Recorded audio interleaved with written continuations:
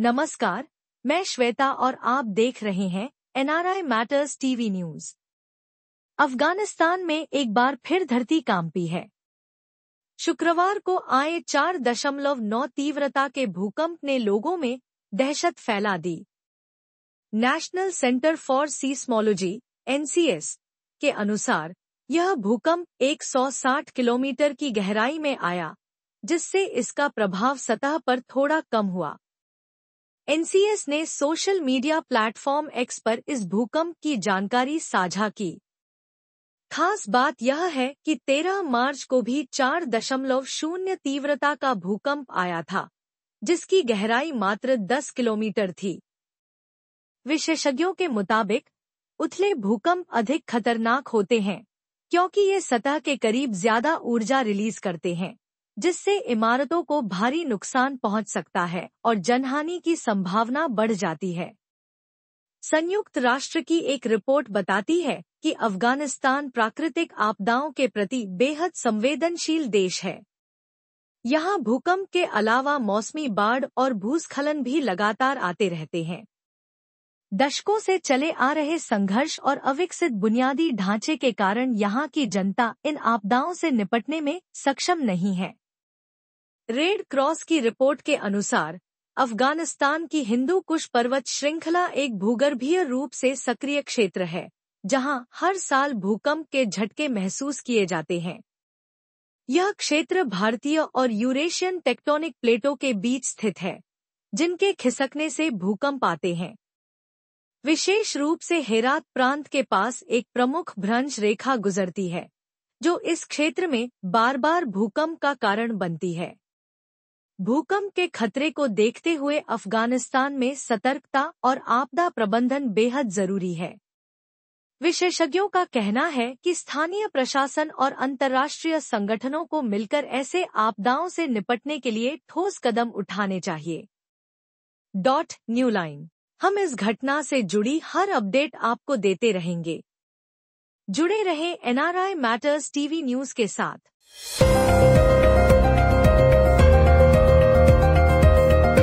आज की अगली खबर तेलंगाना के कोठागुडेम से आ रही है, जहां अमेरिका में रहने वाले एक NRI और उनके परिवार के खिलाफ दहेज प्रताड़ना का मामला दर्ज किया गया है। इस मामले में पीड़िता पकल्पति पूजिता ने अपने पति थल्लुरी प्रवीण राजा, उनके माता-पिता प्रभाकर और मणिमाला और उनके बड़े बेटे प्रीतम के खिलाफ शिकायत दर्ज कराई है। पुलिस ने भारतीय न्याय संहिता की धारा 85, पति या उसके रिश्तेदारों द्वारा महिला पर अत्याचार, और दहेज निषेध अधिनियम की धारा 4, दहेज मांगने पर दंड, और धारा 5, दहेज लेने या देने के समझौते को अमान्य घोषित करना, के तहत मामला दर्ज किया है। पुलिस को दी गई शिकायत में पूजिता ने बताया कि उनकी शादी 27 जुलाई 2021 को प्रवीण राजा से हुई थी। शादी के तुरंत बाद ही उनके पति और ससुराल वालों ने अतिरिक्त दहेज की मांग को लेकर मानसिक और शारीरिक प्रताड़ना शुरू कर दी। यह प्रताड़ना शादी के 6 महीने तक जारी रही। कुछ समय बाद वह अपने पति के साथ अमेरिका चली गईं, जहां वह एक सॉफ्टवेयर कंपनी में काम कर रही थी। लेकिन उनके पति ने वहां भी उनका उत्पीड़न जारी रखा और उनके वेतन को उनके भाई प्रीतम के खाते में ट्रांसफर करवाने लगे। पूजिता ने आरोप लगाया कि जब भी उनके ससुराल वाले अमेरिका आते थे, वे भी उन्हें प्रताड़ित करते थे। आखिरकार 13 जनवरी को उनके पति ने उन्हें टिकट भेजकर मायके से दहेज लाने के लिए भारत भेज दिया। हालांकि पूजिता अपने मायके जाने के बजाय ससुराल पहुंची, लेकिन वहां भी उन्हें प्रताड़ित किया गया, जिसके बाद वह अपने माता-पिता के घर चली गईं। उन्होंने पुलिस से शिकायत करते हुए कहा कि उनके पति और ससुराल वालों से उनकी और उनके बच्चे की जान को खतरा है। उन्होंने पुलिस से तुरंत कार्रवाई करने की अपील की है। फिलहाल भद्राचलम के सर्कल इंस्पेक्टर बी. रमेश इस मामले की जांच कर रहे हैं। हम आपको इस मामले की हर अपडेट देते रहेंगे। आप इस पर अपनी क्या राय रखते हैं, हमें कमेंट में बताएं।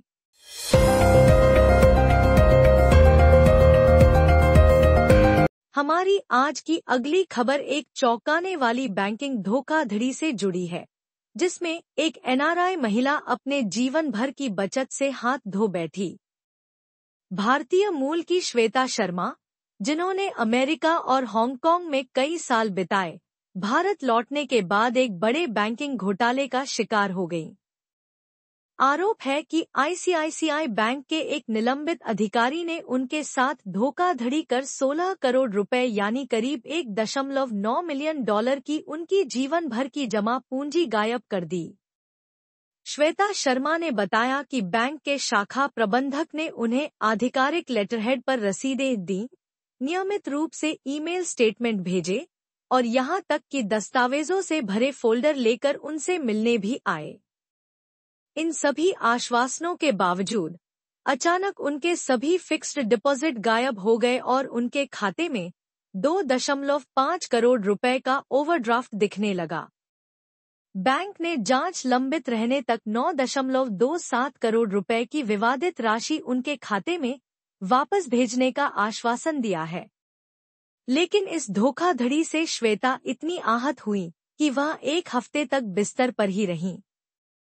आईसीआईसीआई बैंक ने बयान जारी कर कहा कि वह अपने ग्राहकों की सुरक्षा के लिए प्रतिबद्ध है और जांच में पूरा सहयोग कर रहा है। बैंक के रिकॉर्ड के अनुसार श्वेता को उनके मूल संपर्क विवरण पर सूचनाएं भेजी गई थी। हालांकि श्वेता का आरोप है कि उनके खाते से जुड़ा मोबाइल नंबर और ईमेल आईडी बिना उनकी अनुमति के बदल दिए गए थे।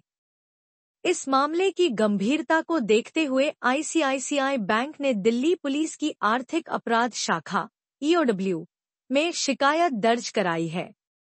इस घटना से सीख लेते हुए विशेषज्ञों का कहना है कि एनआरआई परिवारों को अपने बैंक स्टेटमेंट पर लगातार नजर रखनी चाहिए, अपने संपर्क विवरण को सुरक्षित रूप से अपडेट करना चाहिए, सभी वित्तीय लेनदेन का दस्तावेजीकरण करना चाहिए, विशेषज्ञों से सलाह लेनी चाहिए और किसी भी संदिग्ध गतिविधि की तुरंत रिपोर्ट करनी चाहिए। हम इस मामले से जुड़ी हर अपडेट आपको देते रहेंगे। जुड़े रहें एनआरआई मैटर्स टीवी न्यूज के साथ।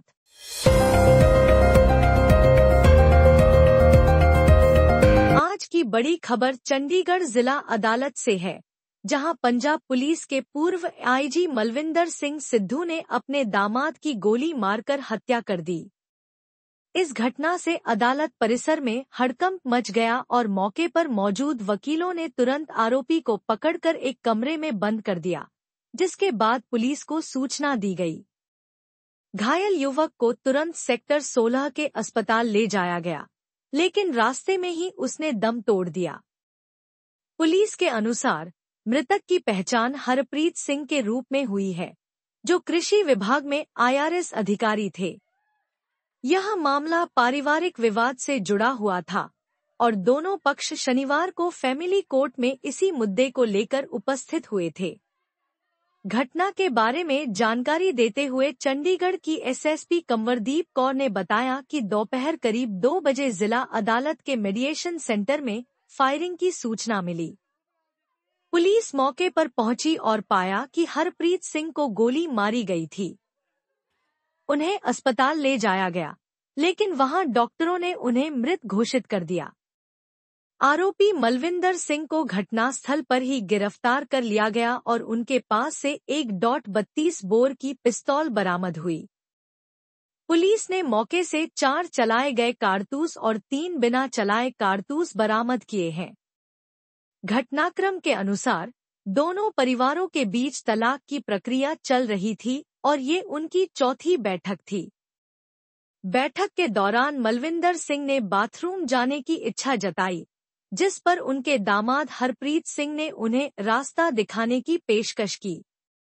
जब दोनों कमरे से बाहर निकले, तभी आरोपी ने अचानक अपनी पिस्तौल निकालकर 5 गोलियां दाग दी। 2 गोलियां हरप्रीत को लगी, 1 गोली दरवाजे पर लगी, जबकि 2 गोलियां निशाने से चूक गईं। गोली चलने की आवाज सुनते ही अदालत परिसर में अफरातफरी मच गई। सूचना मिलते ही पुलिस ने आरोपी को हिरासत में ले लिया और थाने ले जाकर पूछताछ शुरू कर दी। इस घटना के बाद कई न्यायाधीश भी घटनास्थल पर पहुंचे। पुलिस यह भी जांच कर रही है कि आरोपी हथियार लेकर अदालत परिसर में कैसे दाखिल हुआ। गौरतलब है कि मलविंदर सिंह पहले भी विवादों में रह चुके हैं। नवंबर 2024 में उन पर सरकारी कर्मचारियों को ब्लैकमेल करने और उनसे पैसे वसूलने के आरोप में मामला दर्ज किया गया था। इससे पहले भी उन पर एक सरकारी कर्मचारी को धमकाने और उसके कर्तव्य निर्वहन में बाधा डालने के आरोप लगे थे। फिलहाल पुलिस इस मामले की गहराई से जांच कर रही है और यह पता लगाने की कोशिश कर रही है कि अदालत परिसर में सुरक्षा के बावजूद आरोपी हथियार लेकर कैसे पहुंचा। इस घटना ने सुरक्षा व्यवस्था पर भी सवाल खड़े कर दिए हैं। हम आपको इस मामले की हर अपडेट देते रहेंगे।